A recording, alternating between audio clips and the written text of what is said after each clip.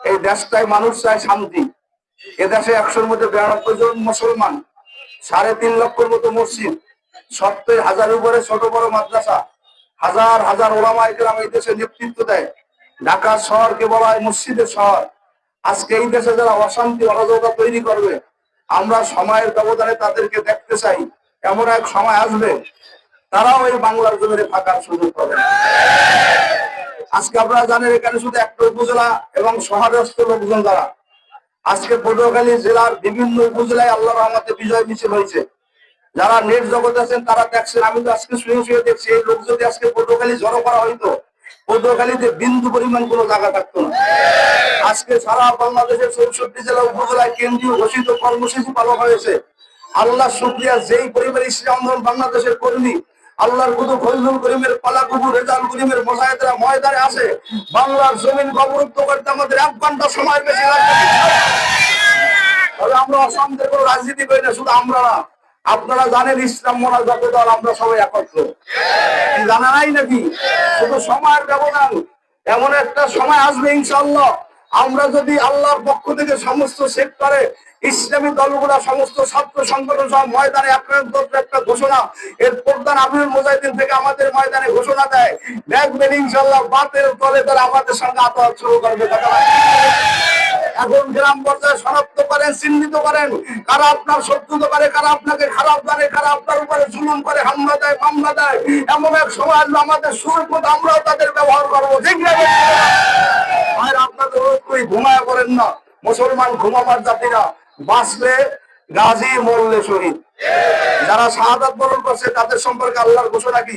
ওয়ালা তাকুলু লিমান ইউকতালু ফি সাবিলিল্লাহি আমওয়াত ওয়া লা হিয়া ওয়ালাকিন লা তাশউরুন। যারা আল্লাহর রাস্তায় দিন থেকে বিদায় হয়, শহীদ হয়, তারা মৃত্যু না, জ্যান্ত কবরে আল্লাহ পাক তাদেরকে রিজিক দেয়।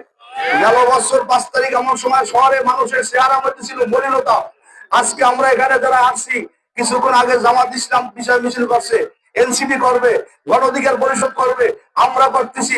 ইনশাআল্লাহ সামনে এমন একটা অবস্থান আসবে, সমষ্টিগতভাবে যখন পটুয়াখালী আমরা হাঁটা শুরু করবো, তখন যাচাই বাছাই করা যাবে না কারা দিনের পক্ষে আর কারা দিনের বিপক্ষে।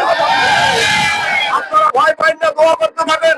সামনের জমিন ইসলামের জমিন, এখন তার আশ্চর্য অবস্থা শুরু হয়ে গেছে। সামনের জমিন কোরআনের জমিন, সামনের জমিন আল্লাহ রসুলের জমিন। এই জমিনের মসজিদের মেম্বারে যেভাবে খুতবা হবে, মসজিদের মধ্যে দুনিয়ার ইসলামের পক্ষে রাষ্ট্রের কথাবার্তা হবে, ঠিক না?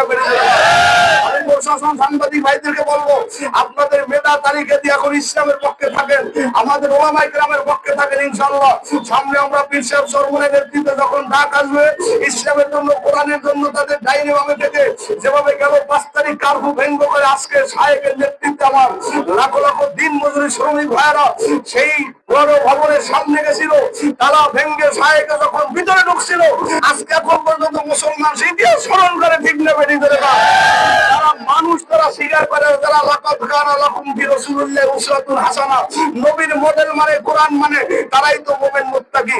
সামনে আমাদের মিছিল আছে, নামাজ হবে। আমি আপনাদের অনুরোধ করি, এই যে কার্যক্রম বিশ্বাস সরমরাই যে নিয়ম আদর্শ, নীতি আদর্শ, আপনাদের কি ভালো লাগে কি লাগে না?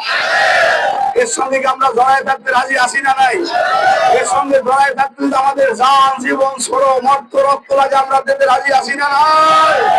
আজকে এই ময়দানে সাংবাদিক প্রশাসনকে জানিয়ে দিতে চাই, সদর উপজেলার 14 নং থেকে, পৌরসভা থেকে আমার ভাইরা খাওয়া না খাওয়া অনেক পরিশ্রমের মাধ্যমে ময়দানে আসছে। এখানে একটা টাকা দেওয়া হয় নাই, একটা লজেন্স খাওয়ানো হয় নাই, 1 মিনিট সময়ের জন্য কাউকে নিজের পক্ষ থেকে দেওয়া হয় নাই। আমরা নিজের জান মাল সময় ব্যয় করে এখানে আসছি, তারই ধারাবাহিকতা আমাদের শ্রম, অর্থ ত্যাগ এই দিনের জন্য ব্যয় করবো। কি রাজি আসি না নাই? কারা কারা রাজি না রাই থাকবি? আমি আপনাদের অনুরোধ করি, সাংবাদিক ভাইরা দেখেন, আমার ভাইদের দিনকে বিজয়ের জন্য যেভাবে ময়দানে সময় দিয়েছে, তারই